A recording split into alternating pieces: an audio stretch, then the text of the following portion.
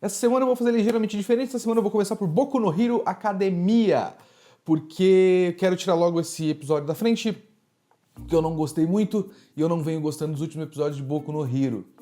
Eu não lembro mais pra onde esse arco vai dar, sinceramente. Eu acho que ele não dá em muita coisa. De repente dá, sempre dá. Boku no Hero sempre dá em alguma coisa, é sempre útil. Tem muito pouca perda de tempo em Boku no Hero e isso é uma coisa muito boa. Eu só, por enquanto, tô meio de saco cheio do torneio per se, desse teste de licença aí.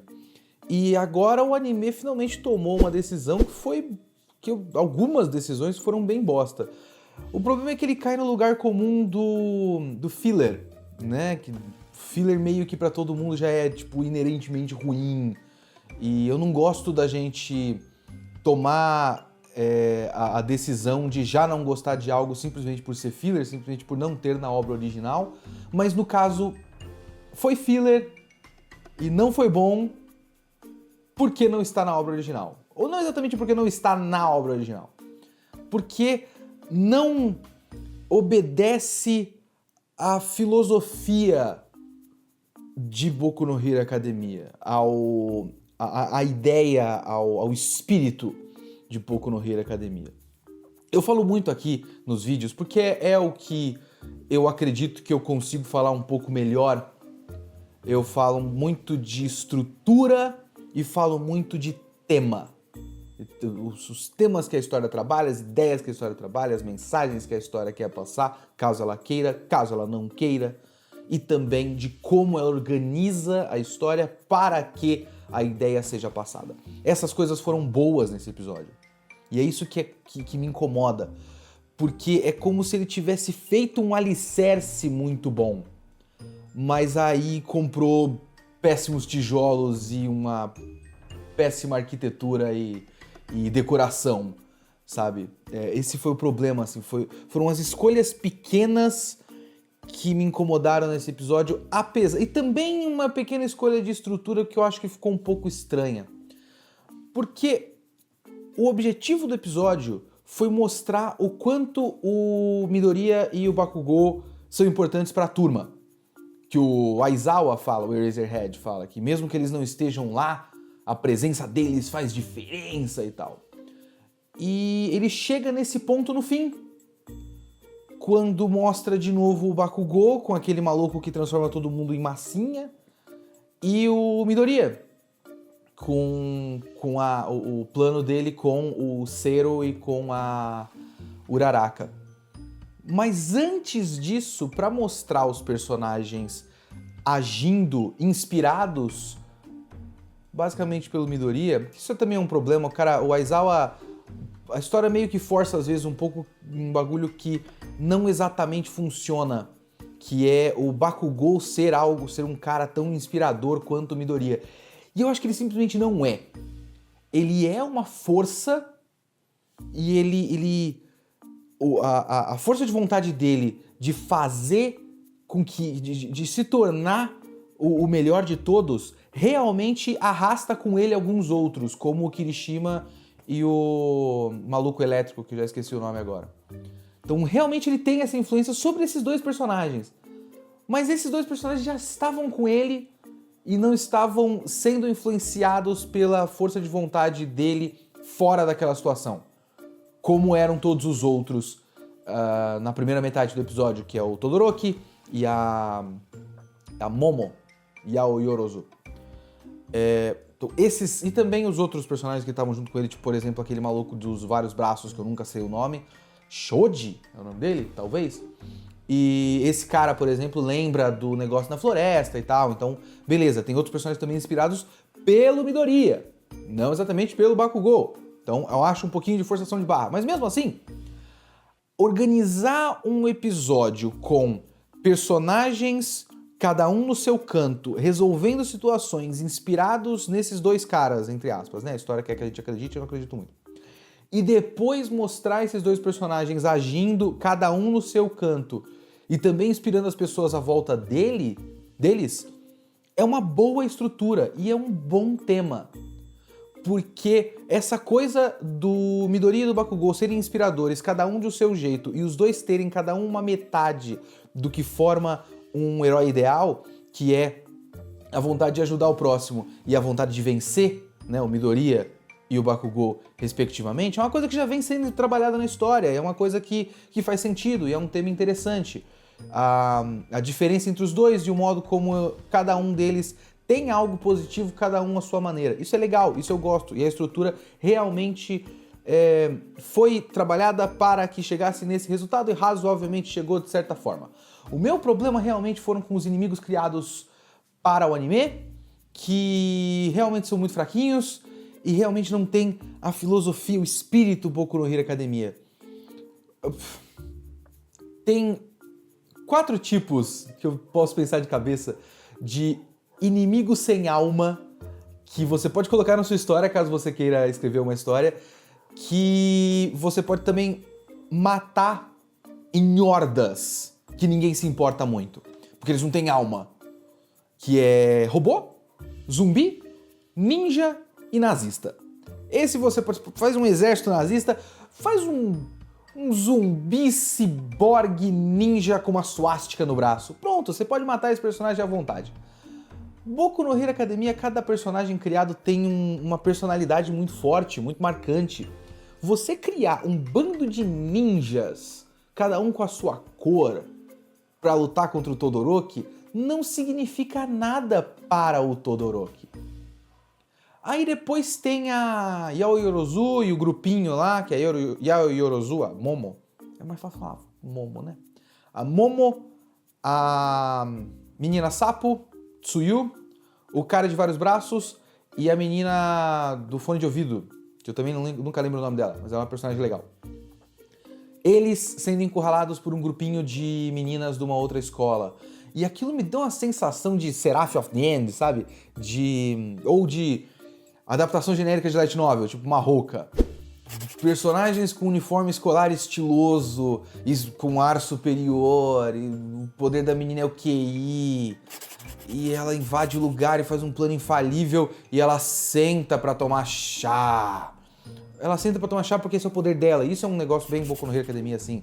O poder dela ser condicionado a tomar chá, e aí também é condicionado à marca de chá. Então é legal, é uma bobagenzinha que dificulta as coisas, e é uma coisa que o Boku no Hero Academia costuma fazer.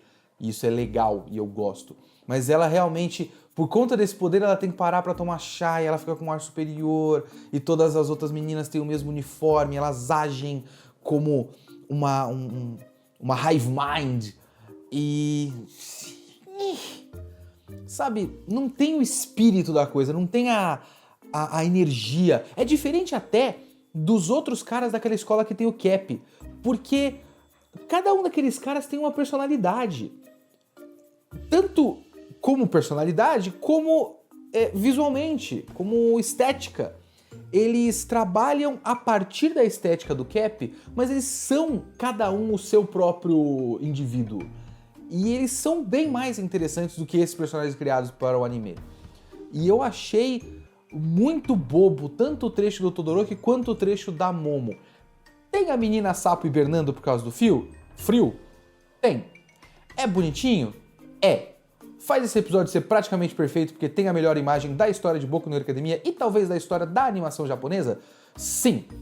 Mas isso não tem nada a ver com o resto dos pontos que eu estou falando. Eu não gostei desse episódio, apesar da menina sapo hibernando com frio enroladinha, que é, sim, talvez a coisa mais bonita que a história da humanidade já produziu. Eu gosto como Hanebado desenvolve os personagens secundários enquanto a trama principal se desenrola, né? Nesse quarto e quinto episódios, enquanto a disputa da Ayano e a Connie acontecia, tivemos uma cena rápida onde a Yu, né, a menina mais nova ali do time, foi buscar água ali para todo mundo e viu o Hayama conversando com a Sora.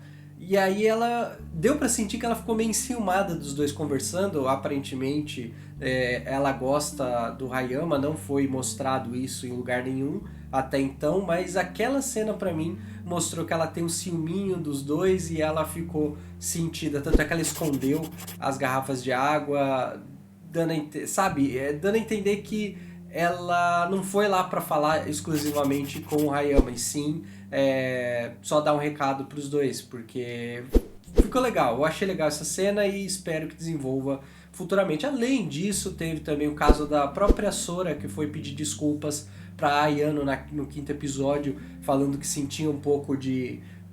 não ciúme, mas ela não gostava dela porque ela era prestigiada por todo mundo por ter talento e depois, no final das contas, ela, depois do embate dos dois times, ela viu que é divertido assistir a Ayano jogar e tudo bem, ficou amiguinha, né? E o legal, o melhor de tudo nesse quarto e quinto episódio é que fecha um arco, né, de história onde o passado, finalmente, da mãe da Ayano é explicado com um pouquinho mais de detalhes, mas ainda existem pontas soltas que deixam abertas a interpretações, né? Como, por exemplo, o fato da Connie chamar a mãe da Ayano de mãe também. Ela diz que é irmã da Ayano, fala, a mamãe me ensinou a jogar, me ensinou a viver e não sei o quê. E isso claramente não é verdade. A minha interpretação é de que ela gosta tanto qual que é o nome dela mesmo? Utica. Gosta tanto da Utica que ela a considera como mãe, mas não que de fato ela é filha e irmã filha da Utica e irmã da Ayano. Eu acho que não, eu acho que é só uma questão de consideração e por isso mesmo ela chama a Utica de mãe. Tem outro lado também que eu achei curioso, que o jogo foi legal, foi disputado, teve a questão do técnico, que eu sempre gosto quando o técnico aparece e muda a estratégia do time, colocou... eu esqueci o nome da menina lá na frente da rede, a Ayano ficou atrás defendendo, que era uma forma de estimular de volta a ação dela, a movimentação dela, que ela fazia muito isso, o técnico sabia, e deixou a outra focada lá na rede para pegar essas bolas, eu ia falar, as petecas mais difíceis ali na frente da rede para como é que diz? Surpreender a Connie. Foi um embate legal, eu gostei do jogo de vôlei, eu ia falar jogo de vôlei, eu gostei do badminton, da disputa, e o legal, o melhor de tudo é que tem um tapa na cara da Connie, né? Porque ela ficou falando e vangloriando que não precisava de time nenhum, e a conclusão que o roteiro diz você precisa de um time porque você não iria ganhar essa partida. Por mais esforço que ela aplicasse ali, há uma limitação física que o técnico forçou isso, colocando as duas atuando em conjunto, sendo uma na rede e a outra atrás, para forçar a Connie a se movimentar e pular bastante, porque ela ficou pulando toda hora para dar o smash, né? Então o roteiro dá um tapa na cara da Connie e fala, olha, você precisava jogar em equipe, porque sem isso você não iria ganhar. Fato é de que o ponto final foi da parceira que ficou assistindo o tempo todo, né? E que deu cãibra na Connie. Foi um bom episódio, eu gostei, eu gosto da forma como o roteiro tem a calma de trazer a conversa da Ayano com a Connie antes dela se revelar não vilã, a rival, né, do time adversário, que era óbvio, né, no fato das duas se encontrarem, ficou bem óbvio que ela era do time adversário depois, né. Um detalhe que eu não gostei é que o character design da Connie é muito parecido com a menina de cabelo rosa do episódio anterior. Tanto é que quando eu vi ela aparecendo, eu falei, ué, a menina não era da escola da Ayano? Ela não enfrentou a Ayano? Por que ela tá ali? Aí depois eu fui ver o terceiro episódio de novo, aí eu vi que a menina de cabelo rosa era de outro time. Aí eu falei, caramba, meu, mas praticamente o mesmo character design, muda, tudo bem, Kaneda, muda um pouco o detalhe do cabelo jogado mais pro lado, muda a cor, mas, porra, vocês sabem, né, japonês é foda, muda um cabelo, uma mecha pra um lado, uma mecha pro outro, é outro personagem, é foda. Mas eu achei muito parecido o character design, a personalidade forte, gostei também, mas ela não é snob e metida como a menina de cabelo rosa, então eu achei legal, achei os dois episódios fecham muito bem a mensagem de que é preciso jogar em time, elas precisam se relacionar um pouco melhor, só que deixou em aberto a questão da Ayano, né? Ela tem todo esse passado jogado na cara dela e ela precisa agora saber como lidar com isso, né? E ela a resposta que ela encontrou é ignorar a mãe dela. A expressão final do rosto dela de eu vou esquecer a minha mãe, eu vou deixar ela pra lá. É porque ela fala assim, né? Esqueça a mamãe, eu não preciso mais disso. Só que ela faz uma expressão que é a expressão de quando ela joga sério. Toda vez que ela joga sério, a Yano fica com aquela cara de robô, aquela cara meio psicótica, né? E ela fez esse mesmo olhar no final do 5º episódio e deixa em aberto. Pô, mas será que ela vai querer ganhar todos os jogos para provar a superioridade tanto da Connie quanto da mãe dela? Será que por conta disso ela vai deixar de participar do time? Porque ela meio que tá... ela, quando faz isso, ela acaba sendo egoísta e fechada? Será que todo o desenvolvimento dela de conseguir uma equipe, tanto é que eles repetiram várias vezes ela dando o tapa, né, de cumprimento ali com a parceira do jogo ali, e isso é uma forma de demonstração de afeto, de carinho, de que ela foi aceita, e isso era bonito e mostrou que ela evoluiu, só que o roteiro dá outro soco na cara da Yano e ela precisa tentar lidar com isso. Talvez ela regrida um pouco e seja um pouco mais egoísta para tentar, que é a zona de conforto dela, ela ser egoísta e jogar por si só em busca da vitória. E não sei o que vai acontecer, realmente estou muito interessado no desenvolvimento dessas personagens. Eu acho que quando uma história é bem escrita, você fica interessado pelos fatos, não por cenas ou por fanservice. Teve uma cena de fanservice aqui das meninas do time da Frederica lá tomando banho, que foi totalmente desnecessário. A cena de verdade que representa Hanebado, eu coloquei até no meu Twitter, que é esse frame aqui do time principal ali brincando no quarto e tirando uma selfie. E esse é o clima de Hanebado e não o fanservice, que eles encaixaram numa cena ali de humor que tudo bem, passa, mas isso não representa Hanebado. O que representa Hanebado é um roteiro bem escrito, personagens interessantes e uma ou outra partida de badminton bem animada, né? Eu tô curtindo pra caramba e aguardo vocês no próximo vídeo. Vamos para a Banana Fish. Hoje é um dia de nitpickings, talvez? Dia de Kitsune se atendo a pequenos detalhezinhos. Eu não sei nem se é um pequeno detalhezinho no caso do Banana Fish. O que matou esse episódio pra mim foi o grande plano do caminhão. Porque Banana Fish é uma história razoavelmente realista. Dá pra dizer que ela é razoavelmente realista. Ela faz um bom trabalho de criar um ambiente que você acredite que aquelas coisas acontecem e que cria conflitos muito fortes. Então você acabou de ter 2 episódios onde o personagem principal, um líder de gangue, acredito eu, pelo menos por tudo que... Não mostra isso até agora na história como ele sendo gay. Mas a gente tá ligado que essa é uma história famosa por conta do romance que vai surgir, suponho. Dizem. Não li.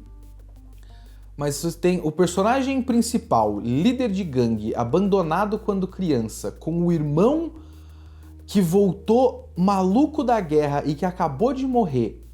Esse personagem é gay, suponho, e foi talvez 2 ou 3 vezes estuprado na cadeia.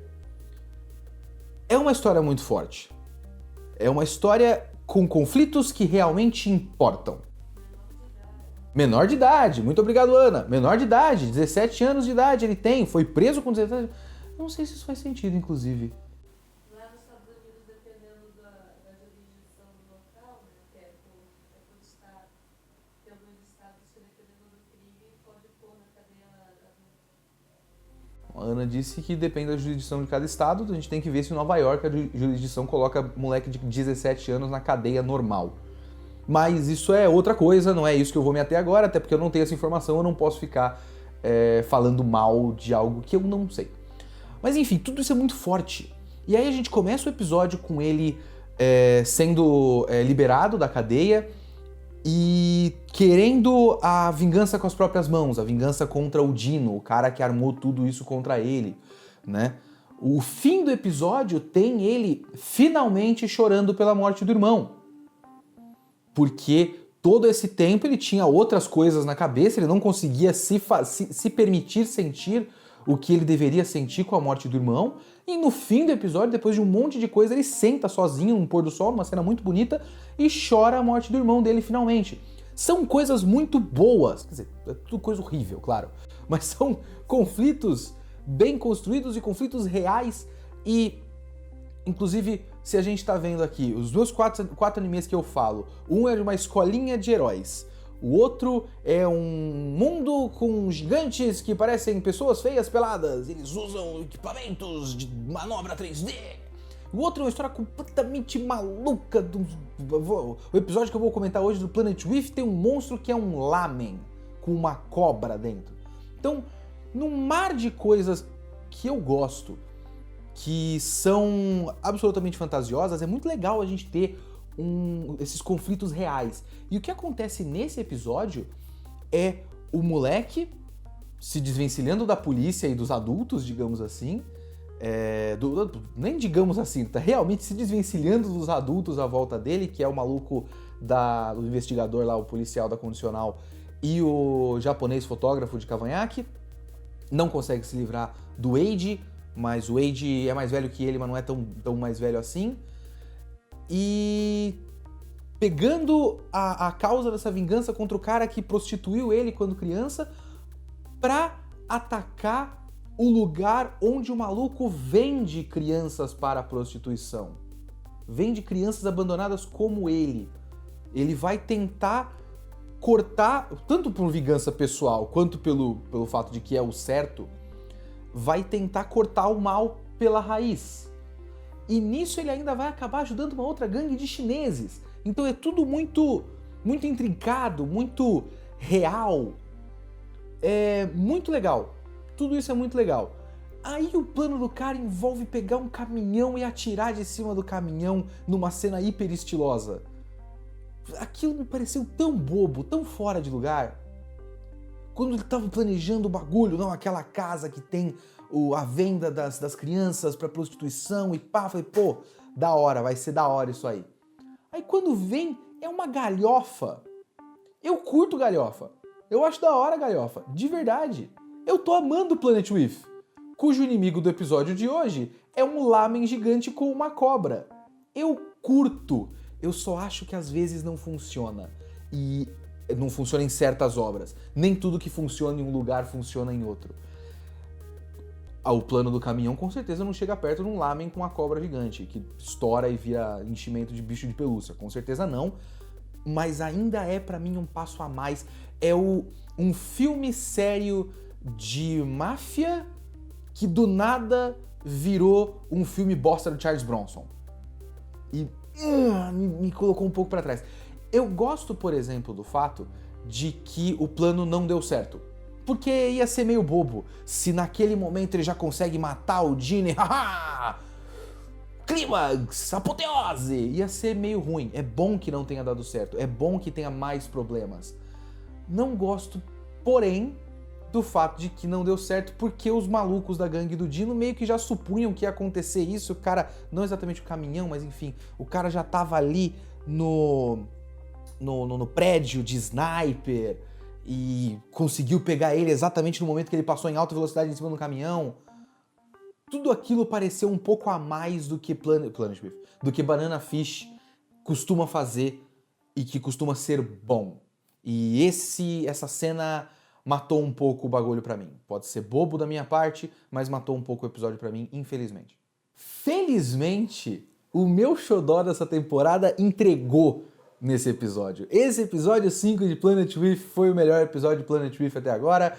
Foi um puta episódio rico, sabe? Ele tem muita coisa pra ser trabalhada e também é uma culminação. Nem chega a ser uma culminação total, porque esse é um episódio parte 1 de 2, né? É o Paladin Break 1, o próximo episódio vai ser o Paladin Break 2. No passado teve o Avenger 1 e Avenger 2.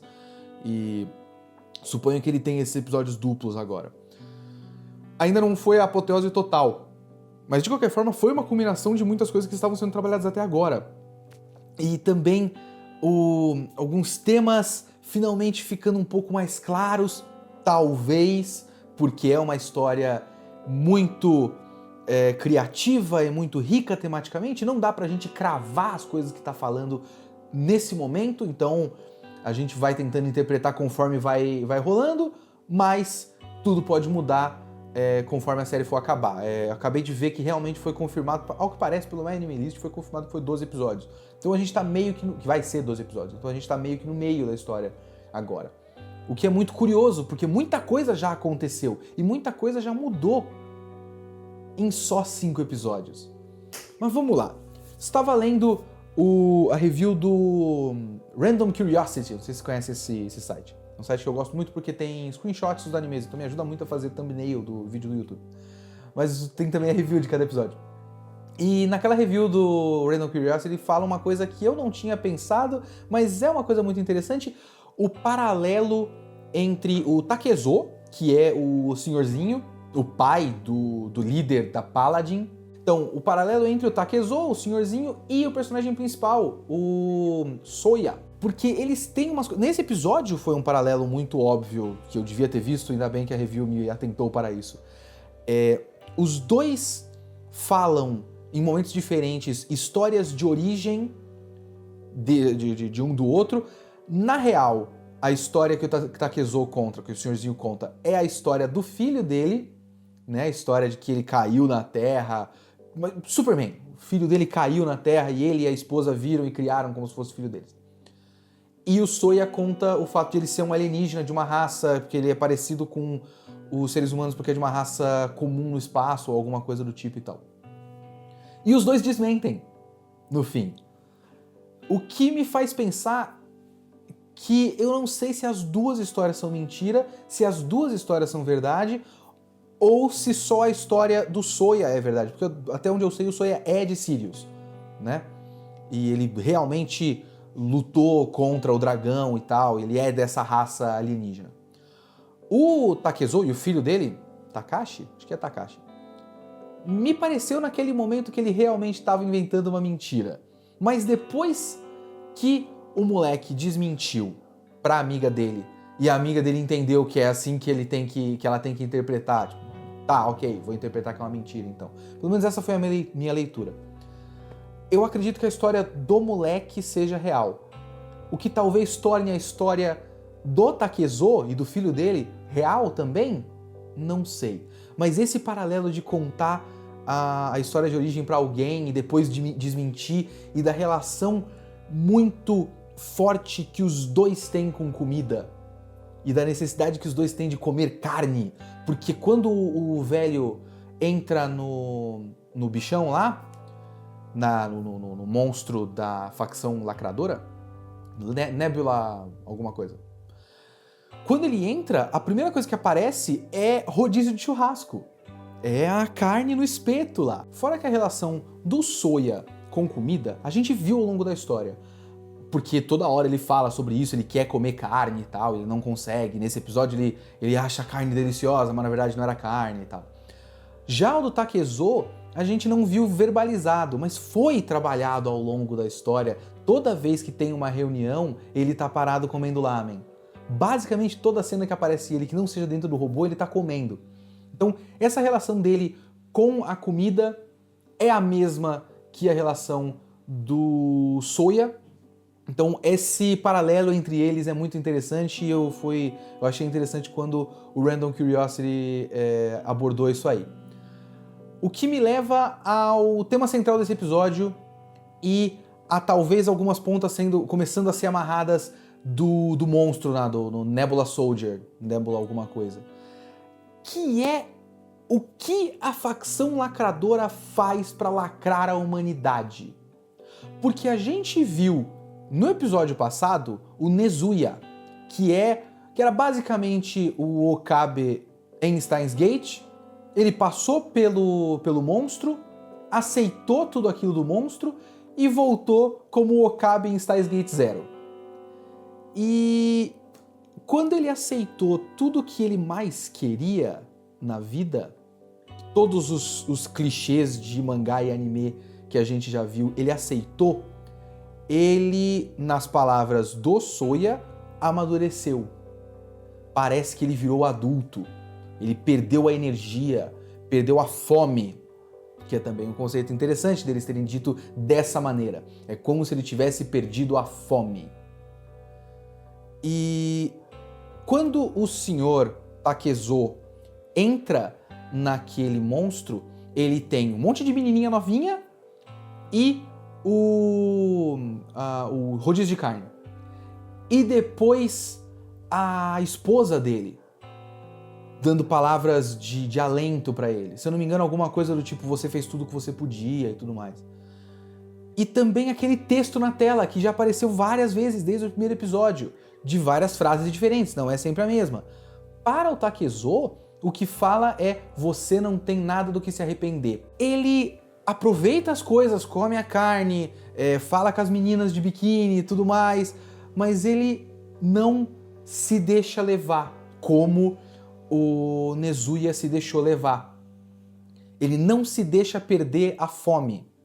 E isso é muito interessante, o jogo desse episódio é muito interessante, porque o que a gente vê primeiro é um moleque de escola que se deixa levar por todas as tentações que ele poderia e se torna adulto, nas palavras do personagem principal do nosso anime.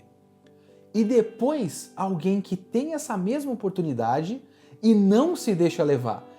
E ele não se torna adulto, mesmo sendo o personagem mais velho da história. Senhorzinho, franzino, o uniforme de senhorzinho japonês padrão, que é uma blusa de lã e uma camiseta com botão, gola careca e botão, sabe? Ele é um senhorzinho típico, mas ele não perde o fogo nos olhos e não perde a juventude, talvez, porque ele tem um objetivo. Mas o objetivo dele não é um objetivo jovem, não é um objetivo clichê de mangá shonen de porrada. Não é como se a história estivesse dizendo que você não vai perder, que você não pode perder a sua juventude, você tem que ser idealista e tudo mais. Porque os outros idealistas foram sendo excluídos da história. Esse cara não é um idealista. O que ele tem é um objetivo muito adulto, que é o meu filho criou uma organização, essa organização já foi pro caralho. No episódio 5, cara, tem 2 membros da Paladin. Um nem queria estar ali, só tá por causa do senhorzinho, pô, não vou deixar ele lutar sozinho. E esse senhorzinho que não tá lá pela causa, ninguém tá lá pela causa desse Takashi, eu suponho. Ninguém tá lá pela causa dele. Eles estão... Os únicos que sobraram é um por pena, talvez, e o outro porque quer proteger o filho, porque sabe que o filho dele nunca foi um bom líder. Mas tipo, tá, não sei se eu concordo com o que ele tá fazendo, e com certeza o meu filho não tem as habilidades pra fazer o que ele quer fazer, mas ele é o meu filho, e eu tenho que estar ao lado dele. Então, a chama da juventude e da fome dele não são um objetivo grandioso de, como é o do próprio filho dele, dominar o mundo e fazer uma nova ética, novos valores. Não, ele está protegendo o filho. E aí você tem o confronto do senhorzinho Takezo com o Soya no fim. Todo esse que são 2 paralelos e talvez uma coisa queira passar para outra, sabe? A ideia de que o Takezo não se deixou levar e ele é muito parecido com o menino Soya, talvez queira dizer alguma coisa. Talvez queira dizer, seja um foreshadowing aí do que o Soya, as escolhas que o Soya pode ter que tomar e que ele não vai tomar ou que ele vai tomar. Então, ótimo episódio, muito rico, muito interessante. Melhor anime dessa porra dessa temporada. Shingeki no Kyojin de Koe-rola. Ha! Sabe quando você assiste o episódio por assistir, porque você tá meio já desmotivado, meio decepcionado com algumas decisões? E eu não tenho muito a falar desse episódio, realmente foi a conclusão do ataque noturno anterior. Obviamente a princesa foi ferida, eu achei que nem ferida ela iria ser, mas ela foi ferida no ataque, mas ela sobreviveu. Legal, é meio óbvio que ela iria sobreviver.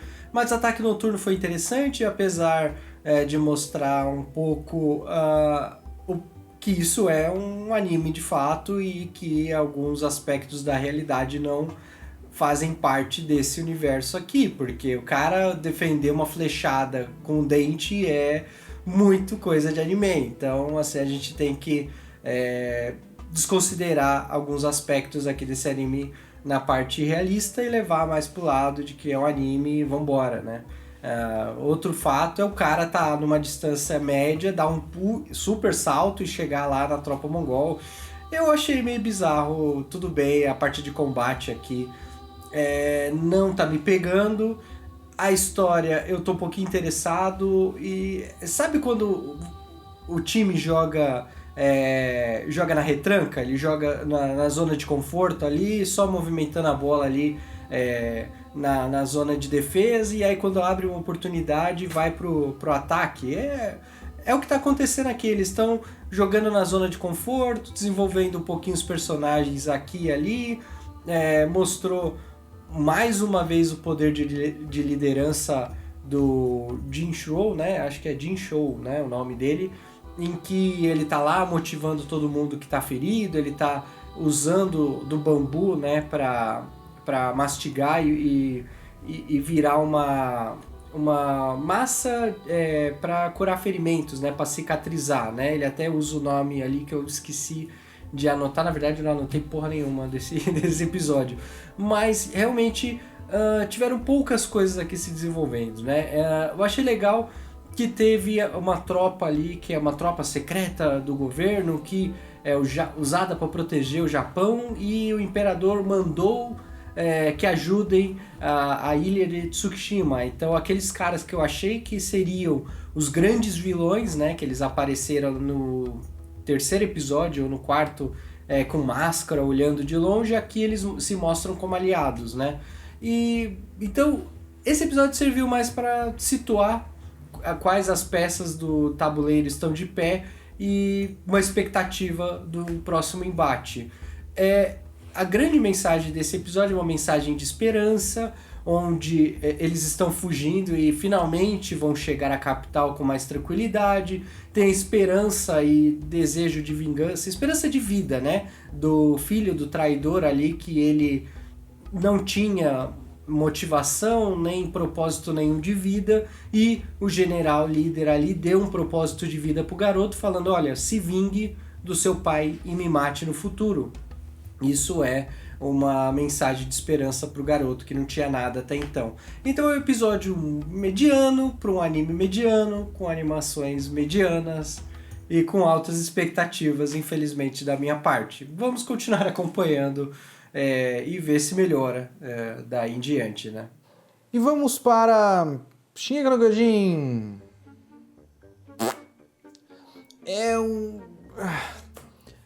Sabe, o que acontece exatamente no episódio me importa muito pouco nesse episódio.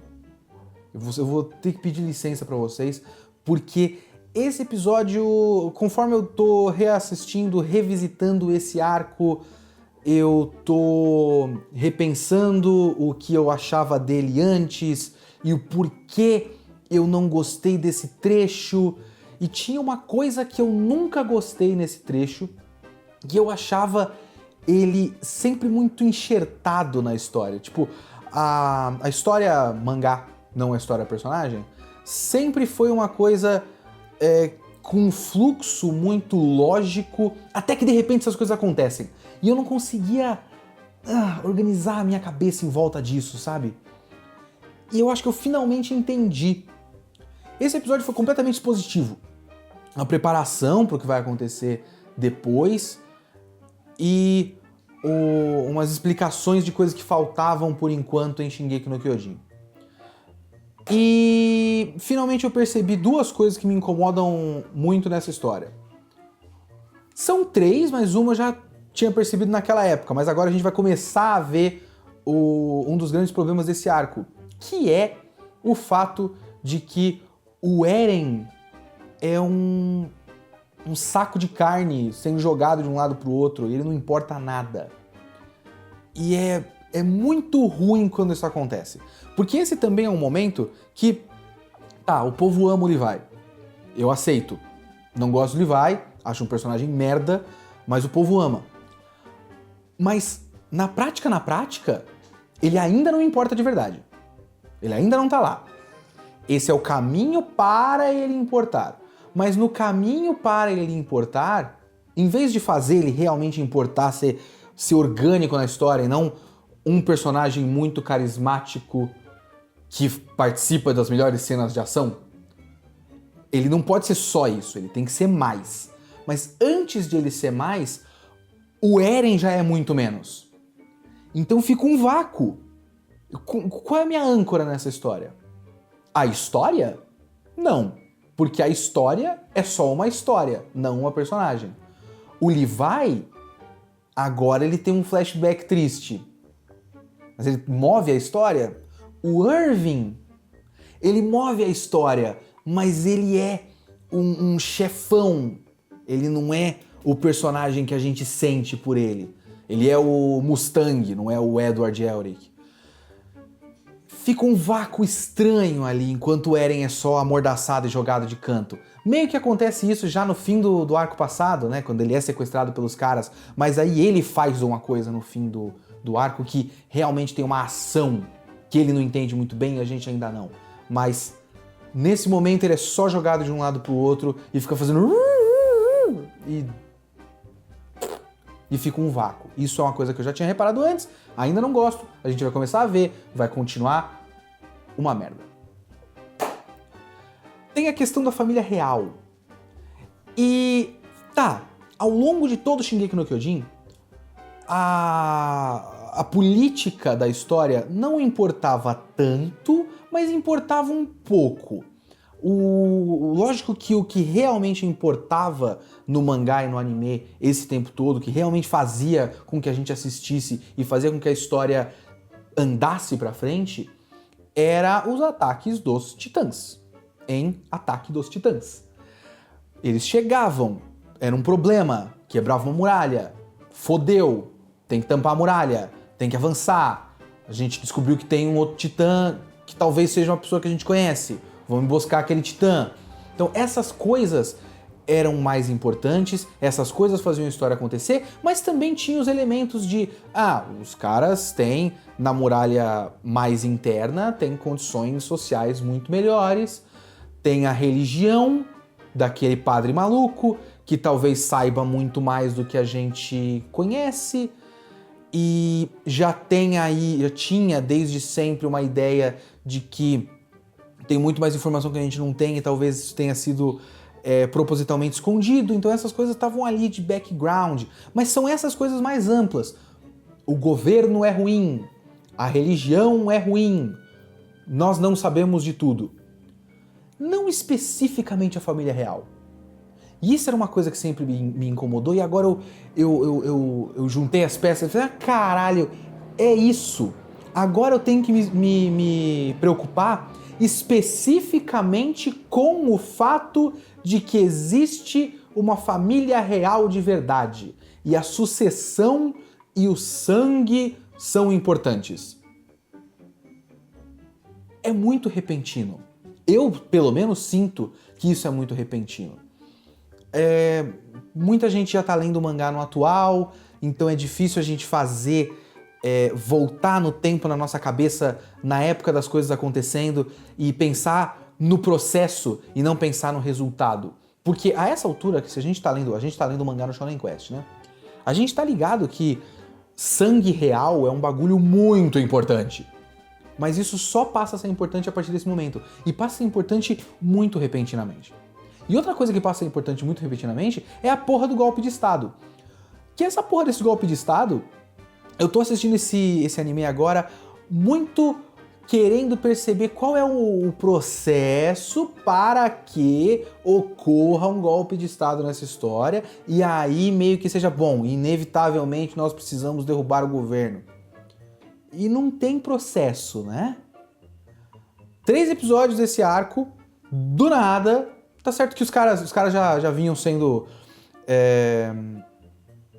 tolhidos ao longo de todo o anime, mas eles tinham a fé do governo. Tem aquela audiência de quem vai ficar com o Eren e eles conseguem, a tropa de reconhecimento consegue o Eren, então eles conseguem convencer, então eles têm ali a fé do governo.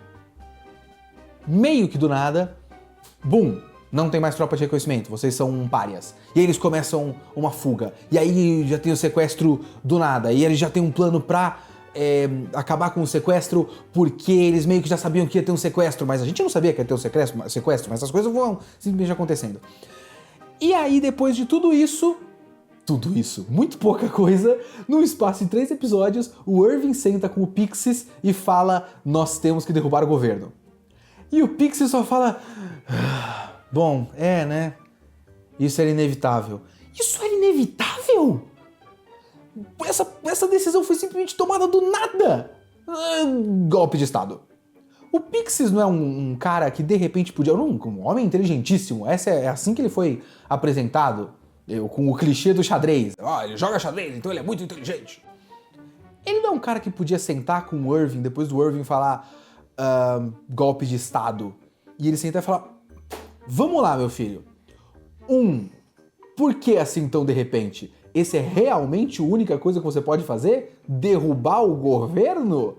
2. Você está querendo me dizer que você quer fazer um golpe de Estado contra o governo e 2 facções diferentes do exército, divisões diferentes do exército, com 7 pessoas? Porque é tipo isso que ele tem, né? Tem a Randy, o assistente da Randy, que deve ter um nome. Qual é o nome do assistente da Randy, Anne? Ana, eu te chamei de Anne. Moblit. Tem a Randy, o Moblit.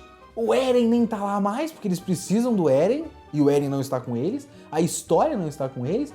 Tem Mikasa, Levi, Jean, Sasha e Connie. É isso, esse é o golpe de Estado e o Pixies. Parabéns! É tudo muito do nada. Esse pra mim é o grande problema, e é um problema que o anime não corrigiu, e tá fazendo exatamente igual, e talvez pra acelerar e acabar com esse arco, tá parecendo ainda mais apressado, talvez, que as coisas só simplesmente acontecem. Bom, os caras iam sequestrar de qualquer jeito, bom, a gente tem que fazer um golpe de Estado, bom, família real é falsa e isso é muito importante agora pra história. É isso, eu acho que as coisas tropeçam, a história de Shingeki no Kyojin simplesmente tropeça em coisas que, bom, precisa fazer isso acontecer agora, senão a gente não vai ter o resto da história que eu tava planejando. E aí simplesmente acontece. Não gosto. Realmente não gosto. Episódio merda, de um arco merda, tudo é uma merda, tirando o Planet With, que é o melhor anime dessa temporada. Ha! Bom, é isso. Vários animes xingado. Peço desculpa. Você deve gostar mais de Shingeki no Kyojin do que eu, vocês todos. E eu não estou gostando, mas já sabiam que eu não ia gostar desse momento. Eu já tô falando que eu não gosto desse bagulho faz muito tempo. E pelo menos está sendo útil para eu entender um pouco melhor. Mas é isso. Se você quiser continuar financiando um homem gordo de meia idade falando mal dos desenhos que você gosta na internet, por algum motivo, tem o link do Padrim, padrim.com.br/videoquest, que você pode falar com a gente o tempo todo no Telegram, por exemplo, ou escolher temas de videoquest, porque essa semana videoquest 84. Sexta-feira tem videoquest 84, rapaz. Se tudo der certo. Nosso editor Diego já quase terminou a edição. Vários problemas podem acontecer. O YouTube pode derrubar esse vídeo automaticamente, uma coisa que anda acontecendo também. Ou, sei lá, explode a internet do Brasil. Mas o plano, sexta-feira, videoquest 84, um tema que vocês pedem há muito tempo, não é um tema votado no Padrim como foi o anterior, mas mesmo assim é um tema que vocês vão curtir. Abraço, falou.